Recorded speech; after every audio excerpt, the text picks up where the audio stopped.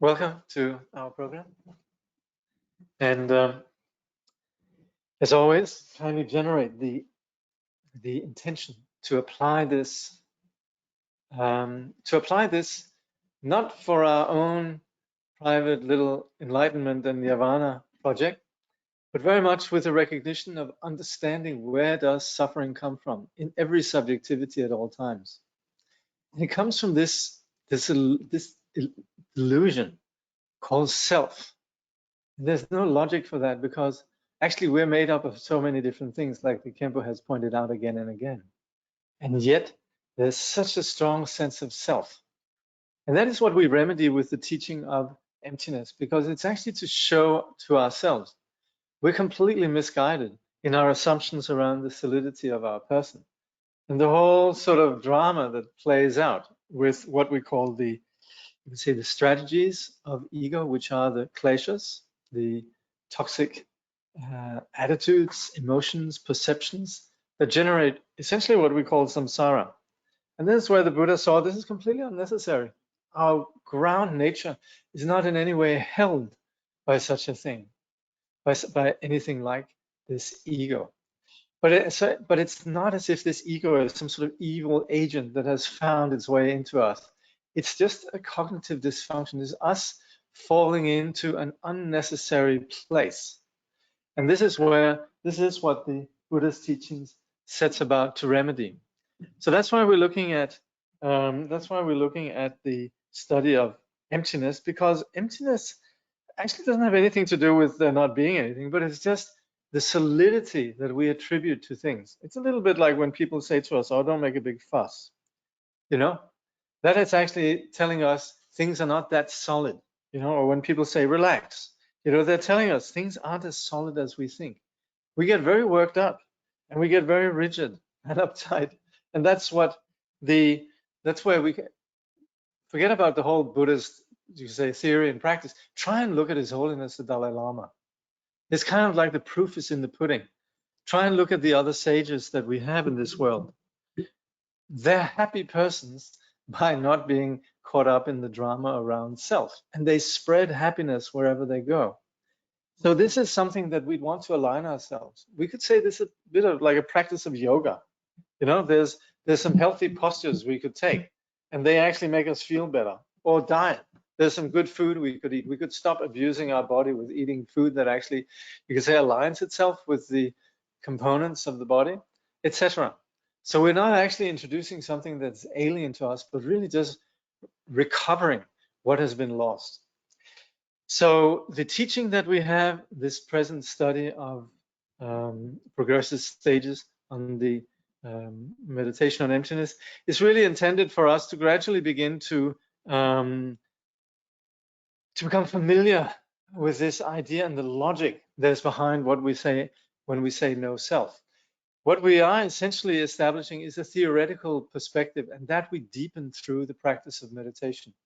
So when we're practicing meditation, remaining aware, we're actually stepping outside this rather unconscious, mindless circle of the drama of me. And that's what meditation intends. But if we have already an insight or some understanding that actually the way that we label the phenomenal world, the way we label ourselves is delusional, then it makes a lot of sense to settle the mind in awareness. And this is where we need to initially have this aspect of the theory, because other than that, then of course we can sit down and meditate, but very often meditation then becomes appropriated by the agenda of ego. I've heard meditation is good. When is it going to kick in? Sort of, I've been meditating a long time. I'd like to be happy and all of that. Please, I want to see some results here. And that's where it's rather important that we begin to understand on what premise do these results come, because they don't come on the premise of getting what we want or getting, all what we call the 8 worldly concerns, praise and blame, gain and loss, all these concerns that we have, essentially what is summed up as hope and fear. All of that comes about through a profound delusional attitude. And this is what we're intending to look at. Somebody sent me a text some some weeks ago, and I didn't get around to answering that. So if it's okay, I'll just start with the this message. First of all, it says, "Hi, Monday you were pissed off. Hope you're okay now." And I think I addressed this a couple of weeks ago, because that's where I was basically saying to everybody, we're going to have to take this study serious. If not, it's a waste of time. The whole Buddhist teaching is premised on us actually understanding this. So I apologize if I came across a little bit sort of too, you could say, militant and so forth, but I actually mean it. And this is an extremely fortunate opportunity we have, because the Khenpo here, someone who not only speaks from the place of being learned, but also somebody who's essentially a yogi, and moreover, who has really been in dialogue with his students. So he's very aware of the Western concepts around wisdom, how to, you could say, penetrate our assumptions, our delusional assumptions about reality, and so forth. So that's why he's basically familiar with Western philosophy. And that's why I'd just like to say, please get the book, please read the text, ponder it, go over it again and again, think about it. This is really essential, because it's supposed to move us. Other than that, we're sort of just attending Buddhist things and doing the Buddhist thing and, you know, tagging along, doing meditation. And it has to have that radical angle that really is provocative and that really sort of gets to us. So that's what I was pissed off about. We're going to have to do it. And actually just as much pissed off with myself, by the way. Anyway, so meditation. Focus on exhale or skandhas. Focus on exhale. Right now we are identifying how self cannot really exist as a unitary phenomenon, as a unitary experience, the way we think of self. And we do this through analyzing and seeing we're made up of so many different things, and yet we think, that's thing. So that's where we analyze the skandhas, really just to identify how we are not singular, we are not unconditional, and we're not permanent. We're continually changing aggregation. These we call the skandhas. So when we're meditating, we have that insight. And that's where, when we're sitting and meditating, we are aware that we tend to go into this delusion when we're unconscious or mindless. But with mindfulness, we're coming back to being present. And we do that through the medium of the exhalation. So the exhalation is what brings us into awareness, brings us into non-distraction. How will I know when I have done enough to advance? We're going to have to give up the idea of advancing, actually. I mean, we can, of course, we should look at ourselves. I've been practicing Buddhism, have I become a better person? That's good, you know? And that's very often we can ask our friends and family, how am I doing? Am I becoming a nicer person? And that's where we can probably get the answer from there. But other than that, we are not really operating with the notion of wanting to go somewhere. And this is subtle. This, of course, the thing about the Buddhist teaching is there's some very different perspectives that apply here. And the idea of advancing is essentially that something different should take place. And sometimes, you know, sometimes we think, oh, it sounds very mystical when, for example, you know, we read in the Prajnaparamita, we'll read, Nirvana will not be found anywhere else except in samsara.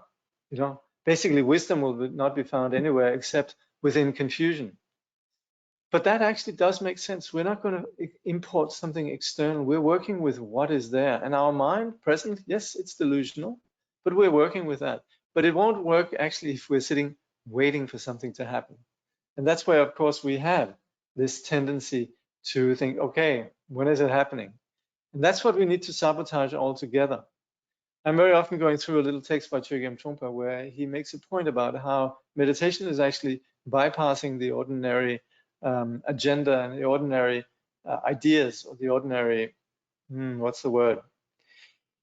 The ordinary, you could say, way of operating of the ego, which is something should come to me, something should happen, and so forth, that we're entirely giving up on in the practice of meditation. And that's why also it's sometimes a little bit misguided when, in the context of psychology, that mindfulness is hooked up as some sort of method that should make you feel better. it doesn't really work like that in the Buddhist context. Of course, it's very nice that if you can practice mindfulness, that you're less caught up in the narratives about the past and so forth. That's very helpful, definitely.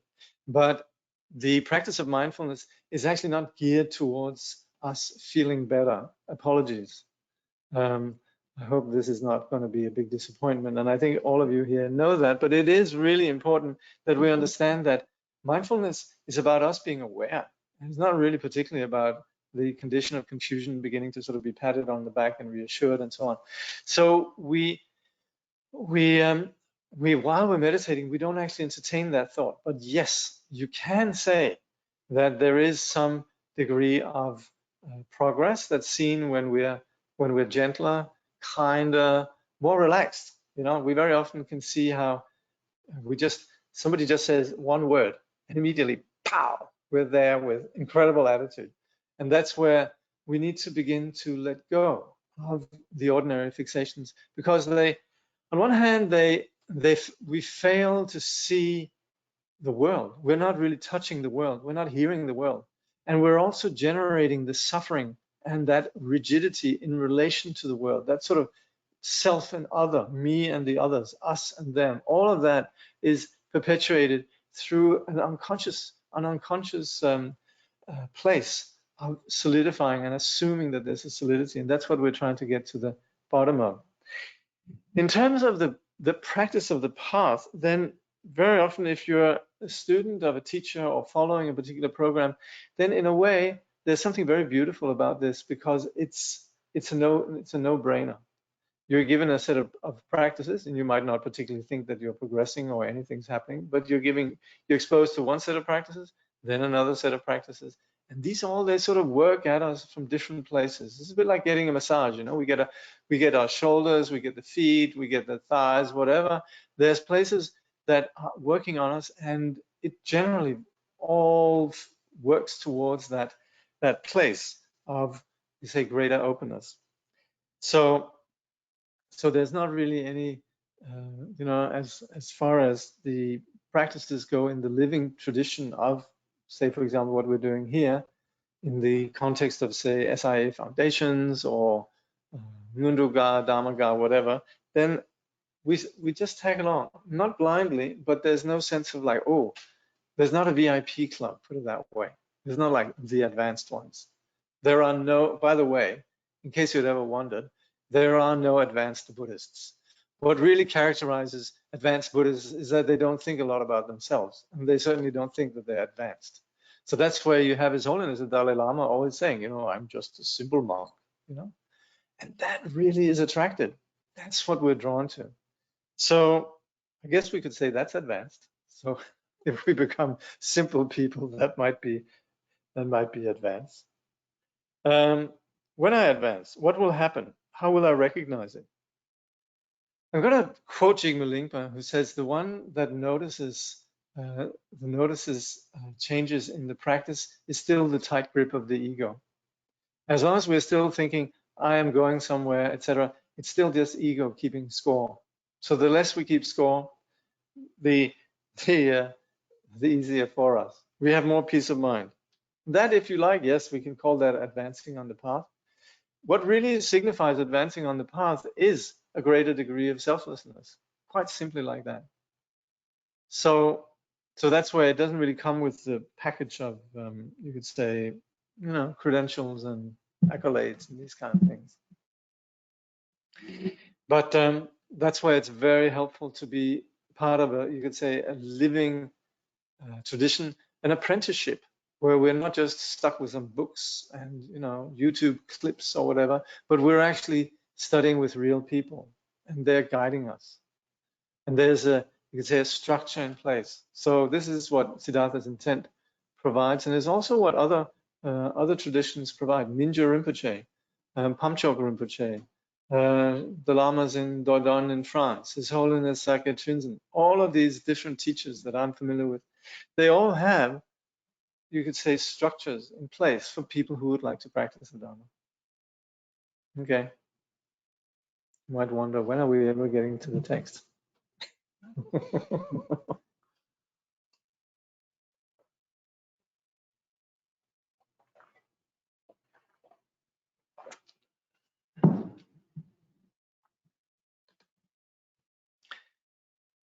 Mm-hmm. When you say a greater degree of selflessness, do you mean less of being selfish or less thinking there is a self? Actually, I'm very much on the practical level of being less selfish, you know, just being at the service of others. That, and that's why I'm always referring to this paper by Matthew Ricard and Michael Dambrun, where they highlight, even within psychology, we recognize how people who are self-centered, they suffer, and people who are selfless, they have a lot more enduring happiness. Um, but also your question is, or is it less thinking there is a self? Well, there is a degree of rationality involved here where we just know that actually the whole assumption around a self is fundamentally flawed. And that, of course, lends itself to reflection. That's where yes, we have that, you could say, rational left brain sort of notion that, yes, there is no self. So that's what a little bit what we call establishing the view with certainty, which is then being quite clear on what we mean. Okay.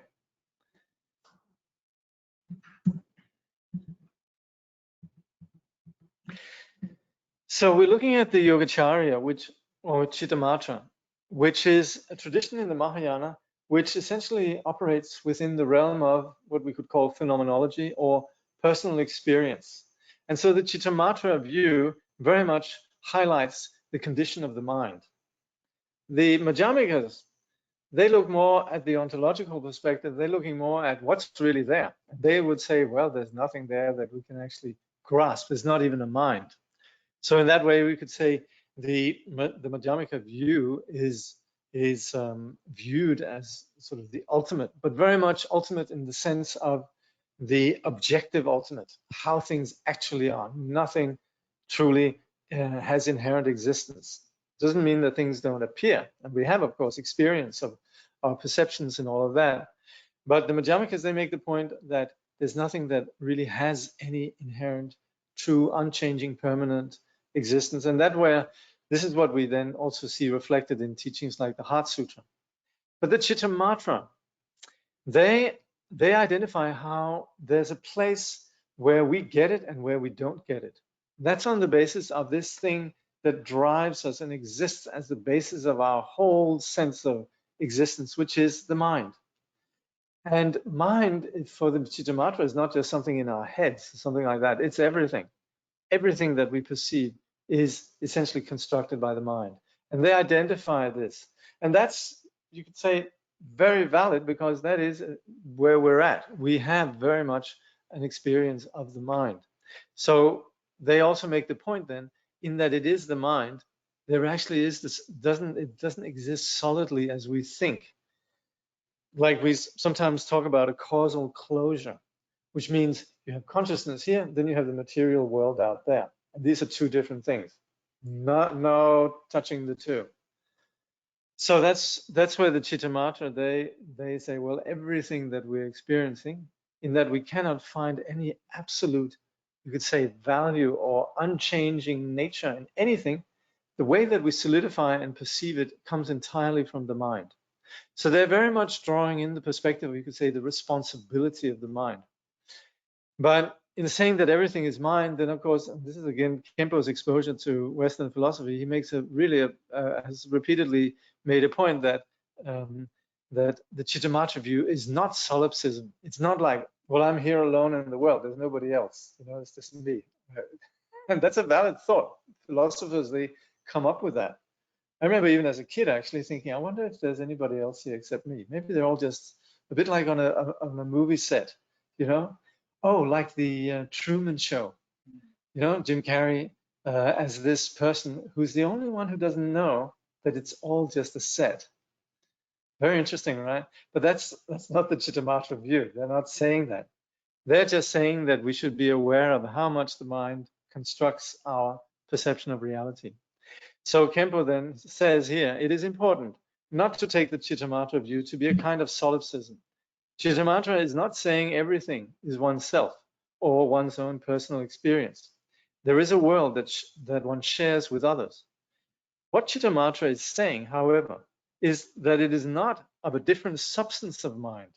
This doctrine is very useful when discussing how a consciousness, which is of a mere mental nature, can perceive matter. And that is what the Chittamatra talk about three natures. And that is the confused condition, essentially samsara, is that we're busy labeling everything. We're labeling. Things exist beautifully without us sort of beginning to sort of paint it with our particular labels and ideas. But we impute solidity, we impute labels on phenomena that if we analyze, there's nothing except just really us projecting a solid identity onto it. And that applies. That is what we call relative truth. And let's not fool ourselves and think that we're not experiencing that. We do. But we should also be a bit onto it. We should be a bit wise and understand that our world, as trippy as it might sound, is our projection. And that's where we also have a strong humility then, recognizing that others see things differently. So that's where we could say in the object there is no solidity, and likewise also with ourselves. Everything is essentially what we can call labeling. Labeling. So Khenpo says there is a discontinuity between our experience and what we conceive of as the material world. For example, we experience obstruction and conceive of solidity. We never really experience solidity as such. Solidity can only be imagined by the mind. Solid material things cannot get into the mind and float about in it. Mind cannot put out some kind of feeler into the material world and experience it. The mind simply experiences mental states and interprets them to mean there is such a thing as a material world, which it then proceeds to imagine. So essentially, as far as perceptions go, they are very much flavored by ourselves. And we can also see this when we deal with other people. We can see people see things differently. And that's not particularly mystical, but it's very helpful for us to be aware that we have a mind that creates a reality in a particular way. Now, Khenpo says quite a lot of modern scientists and philosophers think that the mind-matter dichotomy can be resolved by saying that mind is none other than matter. And that's what we call materialism. That's the idea that there is nothing but matter. We had what was known as Cartesian dualism, and that was the idea that there was mind here and then there was the matter out there, essentially the humans, because animals were not really regarded as actual living creatures back in the day of Descartes. But that's where then there was the notion of exploring a world which essentially was made up beautifully in sort of by God, and it was sort of all very beautifully and mechanical. And then you had the soul, which was then the domain of the church and so forth. But modernity has actually increasingly dismissed that notion of a mind altogether, simply because modernity's science is entirely based on what's tangible. So mind just simply doesn't have a place in that, even though there is within neuroscience, there's a lot of, research into the workings of the mind. The nature of the mind is actually not understood by its own admission. And so that's where what we could call materialist monism really is the idea that there's just matter, nothing else. When you're dead, you're dead. Don't fool yourself. And that's where we have this sort of the whole sort of modern, you could say, reaction towards anything that's spiritual. The idea that that all religions are just complete rubbish, and these findings of religions and so forth are invalid. And you could say that that's, of course, all generated due to a lot of causes and circumstances. But the bottom line is that we find ourselves in a place in the modern world which is very different from what we're saying here. So that's where we need to acknowledge that, yes, modern scientists, philosophers, the people who have the big degrees and who sit in big sandstone buildings and have sort of a big say in terms of constructing the discourse, they actually, for the majority, believe that there is not a mind apart from this just firing of neurons, neurobiological systems that function to give the impression that there is a mind. So that's where we are saying mind is none other than matter. The interesting thing about that theory, coming from the Khenpo, is that not only does one interpret one's experience to mean that there is a material world beyond the senses, but that the material world can produce and experience thoughts, emotions, and mental images in just the same way that one's own mind does. And that's where it's a bit like the idea, you know, that this comic said, you know, I used to think my brain was the most important part of myself until I realized who was telling me that. And so that's very much the notion that the entire theory that we are operating with is constructed by the mind. So, you know, the theories and you could say the debates between different schools and so on, they happen on the basis of mind, not in terms of course, there's an attempt to remain objective, but which is very prominent within Western philosophy, the likes of Michel Foucault and the likes of in North America, Thomas Kuhn, and also the likes of Richard Rorty, and so on, who essentially identify that all these philosophies, they're essentially man-made ideas of truth. And so particularly Foucault's, you could say, archaeology of knowledge is very much based on identifying how where we think we have an objective knowledge, an objective science, it's very much constructed by just our cultural premises and cultural, you could say, ideas and the constructions that are basic to this particular period. Because and what he does is goes back into history and see how science has operated with vastly different perceptions at different times. And this was also Thomas Kuhn's point, really, saying that we think that there's a sort of a continuing trajectory towards greater and greater knowledge, but it's very much a condition of science breaking down and then becoming the cause of a new paradigm. So he talked about these scientific revolutions. And so within academy itself, there's a humble recognition that this sort of assumption that we really understand science is very much identified as a conceptual construct. So Khenpo continues, furthermore, these thoughts, feelings, and images pertain to the material world. One is left wondering what material might mean in this context. That's again it, you know, like we find in physics, if you keep going deeper and deeper, you're just finding essentially at the end of the day energy. So the idea of material is again sort of a rather vague and not necessarily that substantiated position. So this is just, and also you could see very often the passion behind upholders of the different positions, you know. There you have people who are very, very much against religion, very much against the notion that there is something beyond matter, and they're passionate about it. Where does that passion come from? Well, that comes from a mind that has sort of invested a particular you could say, loyalty to a particular viewpoint. So,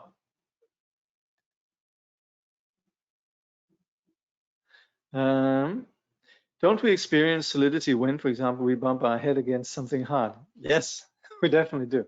And that, of course, that's our situation. So we should never underestimate relative truth. We are programmed to see things very solidly. But as you would also know, there's this incident with Milarepa, who was assaulted by these logicians who wanted to take him down in terms of logic. And they had all the great arguments, but Milarepa, he sort of just passed his hands through a pillar and essentially demonstrated his freedom from, you could say, the entire presumptions that they were operating from. So we have that. So there's a little bit of a sense of the primacy of matter.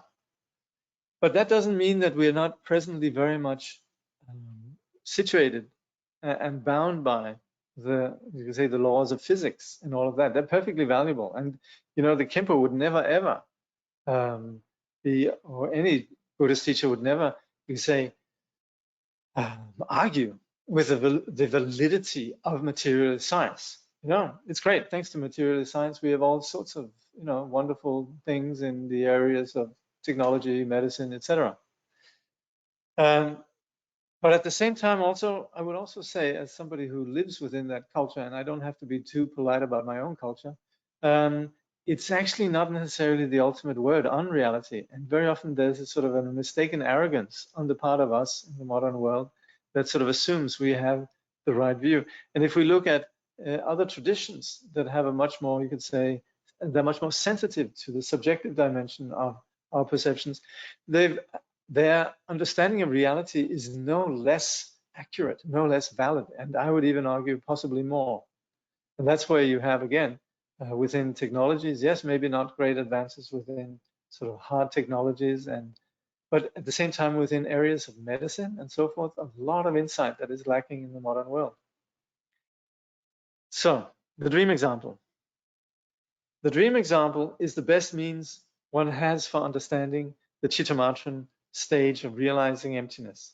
In order to appreciate how pertinent this example is, ask yourself how you know that you're not dreaming right now. How do you? Pinch yourself. This must be real. But then again, you could be pinching yourself in a dream, right? Okay. Maybe you feel like saying, because dreams are never so vivid as this, colors are not so bright, forms, sounds, smells, touch, and taste are not so clear and precise. However, someone else might disagree and say dreams were even more vivid than his or her daytime experiences. Does this then make his dreams waking experience, and his waking experience, does that make it a dream? This we could ask ourselves. Yeah, somebody who dreams very vividly, meant that that's their reality, and their sort of, their so-called waking experience, maybe that's not so real.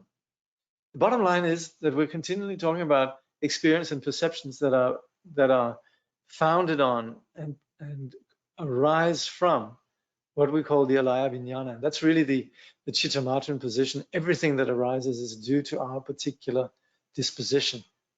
I mean, we've already in our life discovered how people see things differently. And we might just sort of attribute that to all sorts of random circumstances. But certainly in the Buddhist teaching, we would say this is the fact that there is no actual objective reality out there, and it is on the basis of our creation. So the Khenpo says, does it mean if your faculties become impaired so that you no longer experience things so clearly and precisely, that your life becomes a dream? So if you're not seeing, hearing, etc., does that mean then your life has become a dream? Because until then you're saying what defines the non-dream is that you're perceiving everything vividly. On further reflection, you might suggest that you know that you are not dreaming because of the continuity of your life. Everything is in predictable places. There is a sense of cause and effect, regularity, and an established pattern of events, and so on.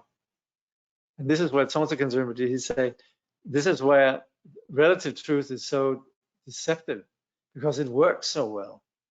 It just functions beautifully, according to all the sort of, you could say, the cause and effect as it takes place.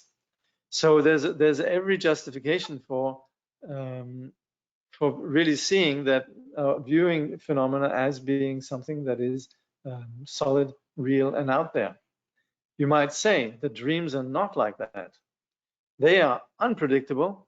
They can change in bizarre ways without warning and for no apparent reason. There is no real continuity, and you might find yourself in any place, time, shape, or form. Okay.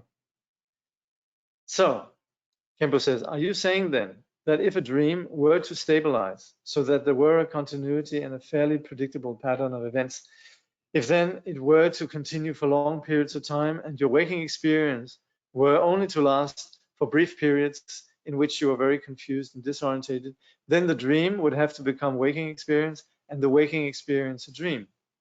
For after all, it's not unusual for people to dream of ordinary situations, for example, that they have got up, had their breakfast, and have gone to work, and so on. You may laugh, the Khenpo says, at the suggestion that you are dreaming now. You may think that if you were asleep and dreaming, everybody would start interacting with you. They would tell you when you woke up that you had been dreaming. So there is no way that one could confuse dreaming with waking. However, there is no inherent reason why you should not dream that people have woken you up and told you that you have just awakened from a dream. So this, of course, is food for thought. This is not the kind of stuff where we just sort of go, this is so, and this is where sometimes, again, this is me coming back to being a little bit sort of like You cannot expect to understand this if you just listen to this for an hour on a Monday and then forget all about it. It has to be something that haunts us. It has to be something that, like, wow, things really, do they really have a reality, or are they really no different from dreams? That idea has to become part of us. Otherwise, then the teaching really doesn't settle, because everywhere in this world, the movies, the literature, the general sort of cultural discourse, all is about consolidating a view of materiality.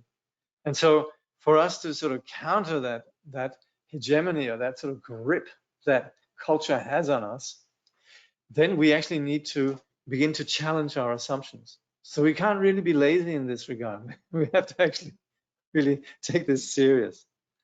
So Khenpo says, finally, one might conclude that there is no characteristic of waking experience that clearly distinguishes it from dreaming. It is only a matter of degree and of one's emotional predisposition. So this is where we are actually, we're in some way, we're sold to this particular viewpoint. We're married to this viewpoint. And that's where we're suggesting that it might not be sound, it might not be sound science. Khenpo says, you believe you're awake because you want to feel secure and feel that the world is solid, real, and supportive around you. If you were so seriously, if you were to seriously doubt you were awake, you would feel frightened and confused. The stability of the experience of being awake reassures you, so that you believe in it and give it a reality that you do not afford to dreams. If you suffer in a dream, you're happy to let go when it ends, feel reassured that it was not real anyway. If you suffer in what you call your waking life, you get emotionally involved in it and afford it the status of absolute reality. So this is what we do. Chittamatra explain the phenomena of dreaming as the 6 consciousnesses, which usually face outward to the objects of the senses, dissolving back into the base consciousness. So this is again what we looked at in the Abhidharma studies in Stephen Goodman's Buddhist Psychology of Awakening, where the Abhidharma identifies how our reality is essentially constructed on the basis of us interacting with the perceived world out there and generating particular consciousnesses. So these consciousnesses, they are the 5 senses, and then also the mental consciousness. But on the level of the mental consciousness, there's an additional consciousness, which is that toxic sense of me. I'm the most important. This is what we call the nyöni, or the afflicted mind. And that whole, you could say, experience of us and our perceptions all arise from the basic mindlessness that we call alaya vijnana. And that is the basis of all our perceptions. That's where everything comes from. We're not giving it necessarily any absolute value, but as sentient beings that are confused, this is our ground. This is where we are unconscious. The alaya vijnana is the basic unconsciousness in which you could say everything is stored in terms of memories and impressions and so forth. And all these impressions that we have, they generate particular experiences. And that's where we speak about karma, and we speak about the kleshas as what constructs these perceptions that we have. But all of these abide within this consciousness, the alaya vijnana, the ground consciousness. So we have the perceptions that arise, and then again, like Khenpo says, they dissolve back into the alaya vijnana, just like waves into an ocean. So we have various things that we go through. We go through ups and downs and experiences of one kind or another continually. Not randomly, very much on the basis of cause and effect.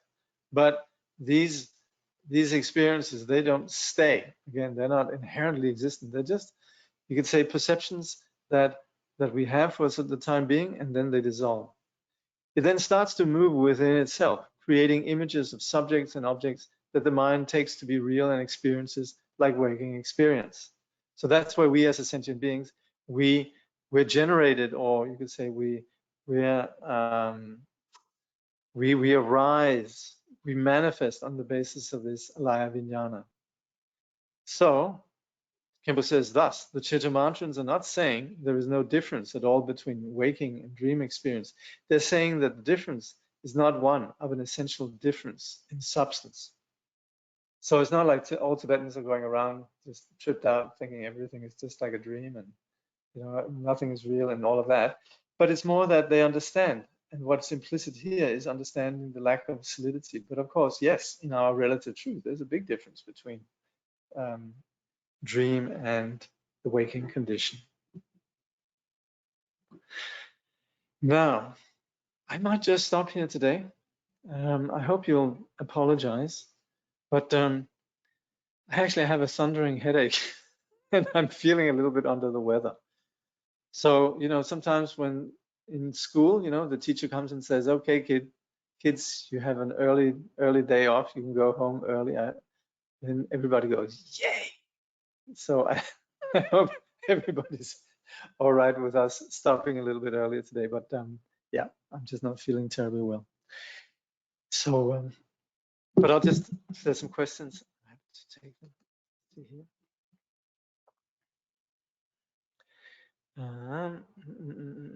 Thank you very much. Thank you.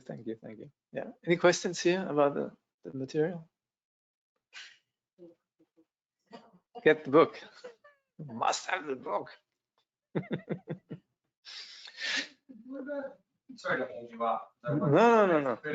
But the interactions with other people in our non-dreaming state, yeah, and the projections that you have in your dreaming state. Like I get that we have our own projections on people, but there's a lot more of an interaction than in a dreaming state. So they are different, but I'm just wondering how that fits in with what Shay's saying.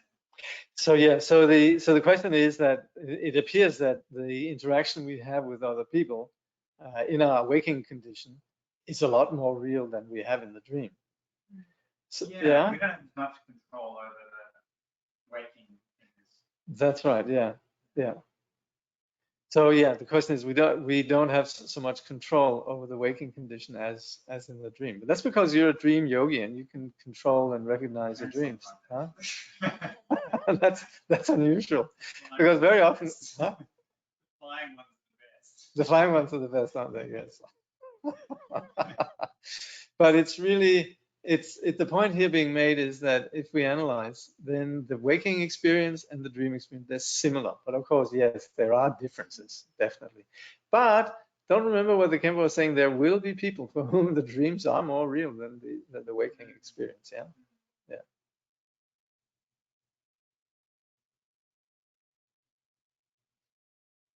Okay. People are very kindly giving, hold on. The difficulty is that it takes an awful long time to wake up from this daytime dream. Yes, and that's why we talk about a path. You see, you don't just get the Buddhist sort of DIY enlightenment, get enlightened in a week. That sort of thing hasn't come around yet. Well, maybe actually it does, but I would be a little bit wary of that. And the point is that the path works with the reality of who we are, not how we're supposed to be.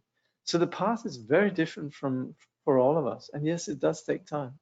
But you also see, these days we're reading Paul Rinpoche's life, you see how great sages, they prioritized, even great, you could say, masters who may perhaps already from their birth had some predisposition towards understanding these things.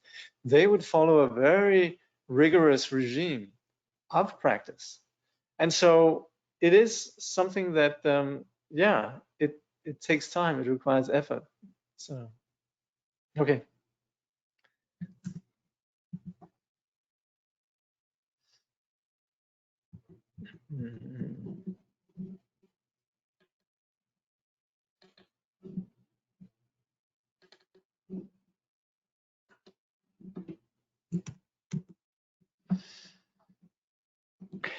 By this merit, may all attain omniscience, may defeat the enemy wrongdoing. From the stormy waves of birth, old age, sickness, and death, from the ocean of samsara, may all beings be freed. May bodhicitta, precious and sublime, arise where it has not yet come to be, and where it has arisen, may it never fail, but grow and flourish, evermore and more. Thank you. See you again next Wednesday. See you next Monday. But then actually, I'll be doing some retreat over Christmas and New Year. So next Monday, which will be the 13th, I guess, yeah. That'll be the last until somewhere in January. So so a rich opportunity to do some homework, Yeah. home study. Okay. All right. Thank you.